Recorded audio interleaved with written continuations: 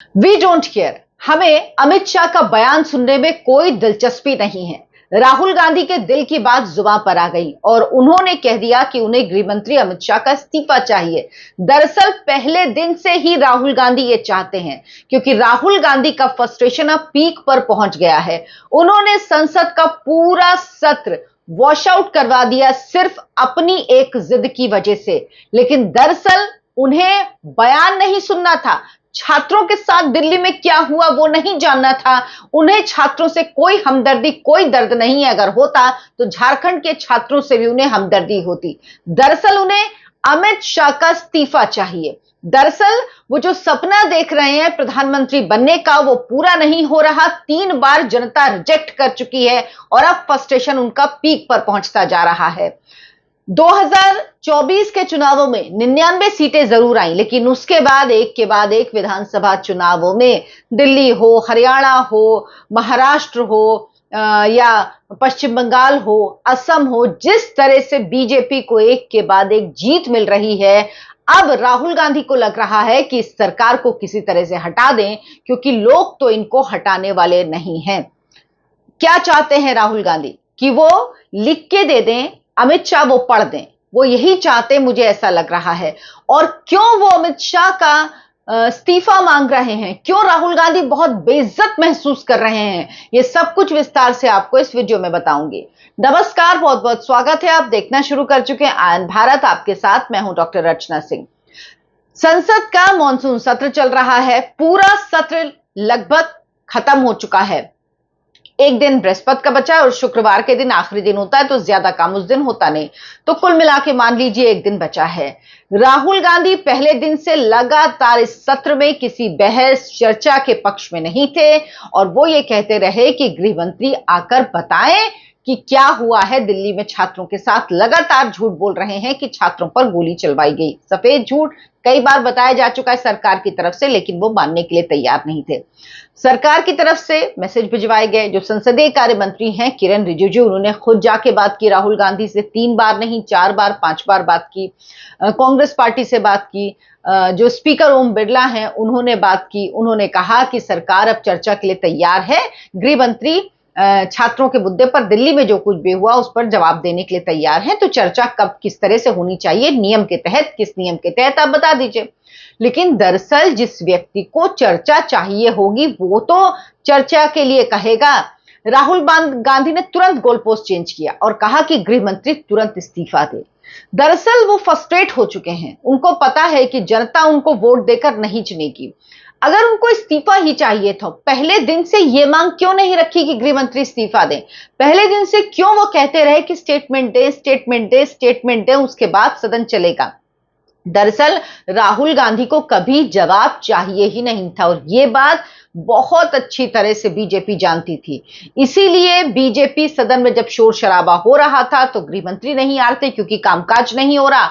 वो संसद के परिसर में जो उनका ऑफिस है वहां पर वो मौजूद रहते थे, लेकिन संसद के अंदर जहां चर्चा होती वहां पर नहीं आ रहे थे, क्योंकि कामकाज नहीं हो रहा। तो वो खाली तो है नहीं राहुल गांधी की तरह कि जेब में हाथ डालते हुए टहलने आए, टहले और चले जाएं। राहुल गांधी और गृह मंत्री अमित शाह की एज में सिर्फ 6 साल का अंतर है, लेकिन दिमागी रूप से आप देखेंगे ना तो ऐसा लगता है 600 साल का अंतर है दोनों के सोचने समझने के तरीके में। दरअसल राहुल गांधी को चर्चा में कोई दिलचस्पी नहीं थी, इसीलिए वो हंगामा कर रहे थे। हुआ क्या, सीजेपी ने दबाव बनाया और शिक्षा मंत्री धर्मेंद्र प्रधान का इस्तीफा हो गया। अब राहुल गांधी के लिए फेस सेविंग कुछ नहीं है। वो छात्रों का मुद्दा, छात्रों की गूंज के कार्यक्रम के जरिए उठा रहे थे, लेकिन उनको मुद्दा उठाना भी नहीं आता। एक कार्यक्रम किया उन्होंने, कोटा में चले गए 25 दिन के लिए विदेश। वापस आए तो कहां गए? प्रयागराज गए। जब कहां जाना था? झारखंड जाना था। उसके पहले भी देहरादून, उसके पहले वो गए थे, देहरादून में भी उन्होंने एक कार्यक्रम किया। लेकिन सवाल यह है कि आपका कन्विक्शन ही नहीं है, आप कुछ करवा ही नहीं पा रहे उस सरकार से। तो ये खींच मिटाने के लिए अब वो चाहते हैं कि गृह मंत्री इस्तीफा दें।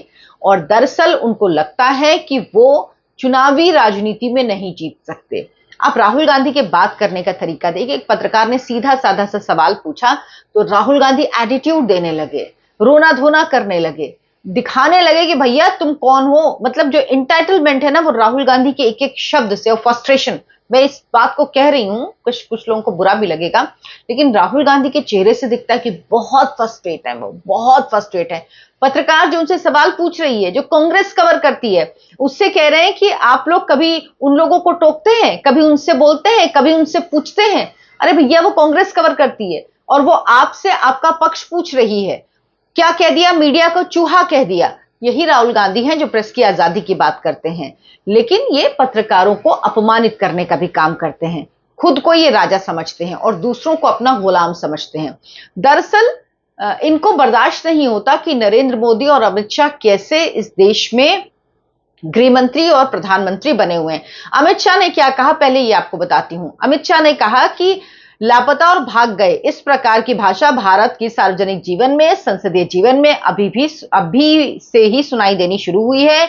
जब से संसद सत्र शुरू हुआ है तब से मैं लगातार संसद में आता हूं, अपने चेंबर में बैठता हूं, क्योंकि विपक्ष सदन चलने नहीं दे रहा, तो कोई वहां जाकर क्या करेगा। जहां तक चर्चा का सवाल है, सरकार की ओर से किरण रिजिजू ने स्पष्ट किया है कि छात्र आंदोलन के प्रदर्शन पर सभी प्रकार की चर्चा करने के लिए तैयार हैं।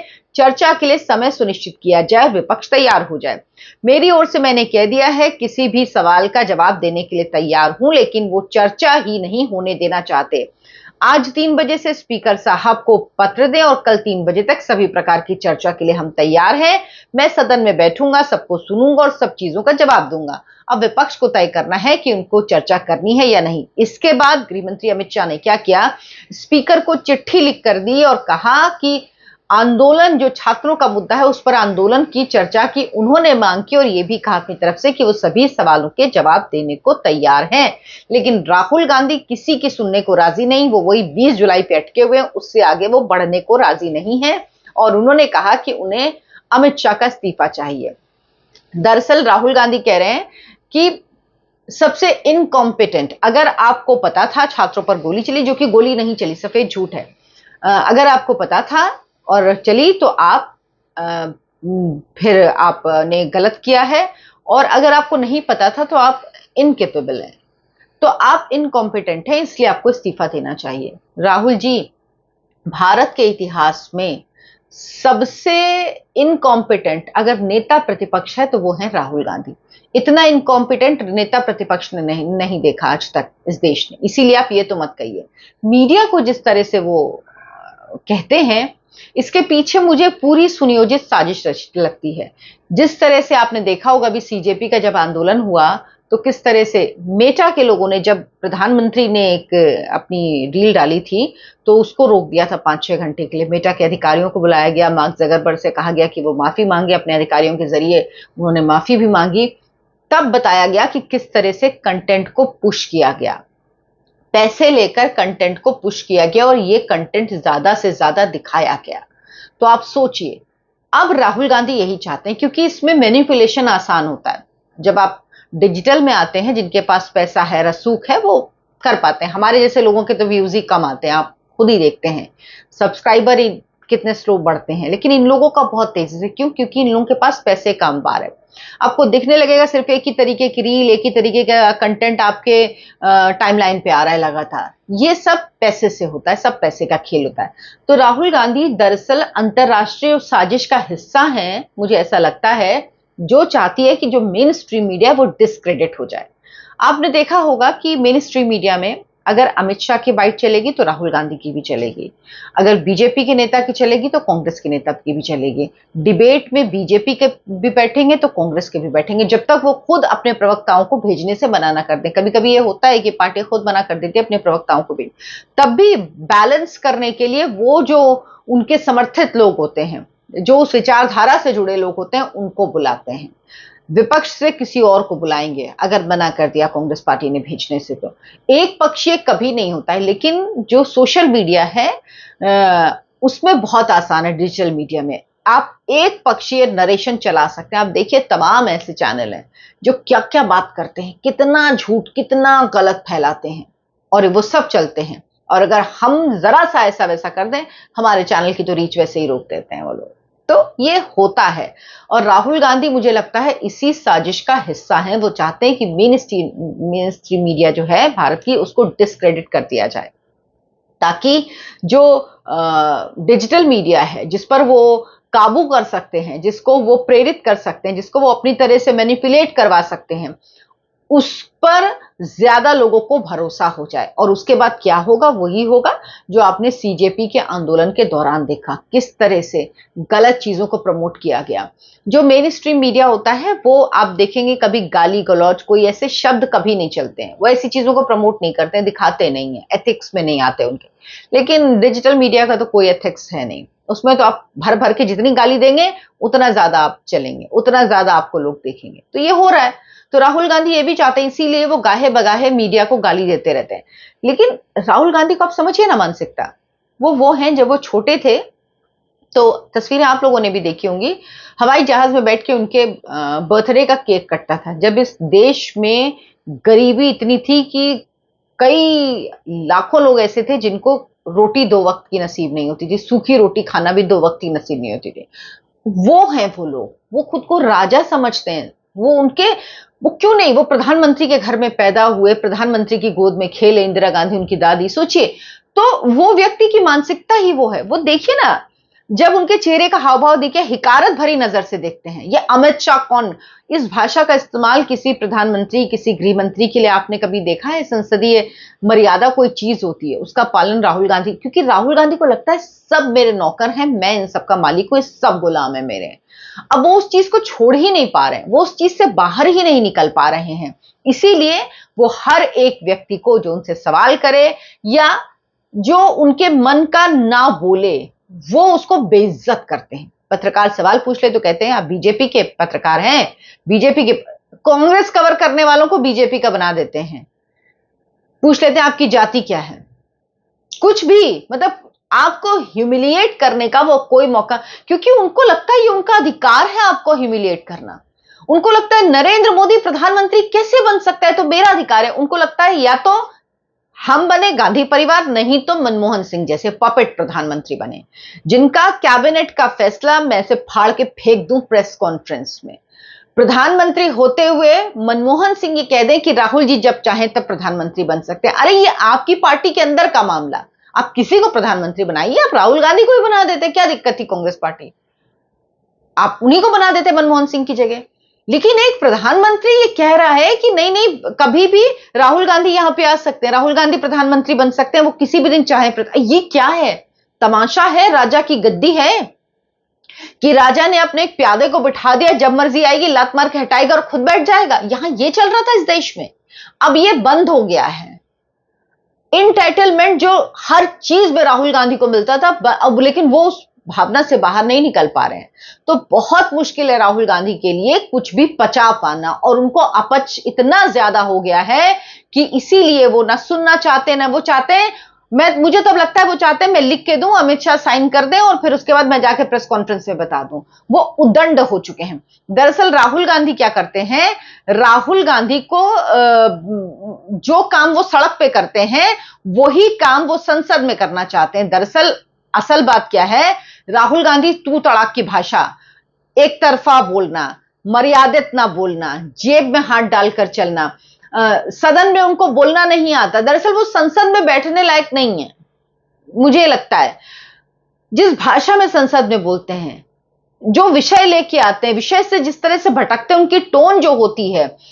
अब संसद में अगर उनको यह कहा जाए कि आपको इडियट नहीं कहना है, तो वो भड़क गए। सोचिए क्या आदमी है जो अपना माइक ऑन है, कह रहा है मेरा माइक बंद है, माइक बंद है, माइक बंद है, उसके बाद माइक खुद बंद कर दे रहे हैं और कह रहे हैं मेरा माइक बंद है। मतलब संसद एक जगह है जहां पे उठने बैठने का कायदा होता है। वो चाहते हैं वो ऐसे बैठे, पैर के ऊपर पैर करके, और ऐसे आराम से ऐसे बैठे और कहें yes now you can speak, yes mister Narendra Modi what you want to say, mister Amit Shah yes you please sit down, don't talk rubbish, sit down. Rahul Gandhi actual में वो यही करना चाहते हैं, वो यही करना चाहते हैं। उनको ये नहीं कि वो नियम कायदे कानून में बोलना ही नहीं चाहते। और इस देश का दुर्भाग्य है कि ऐसा व्यक्ति इस देश का प्रतिपक्ष का नेता है।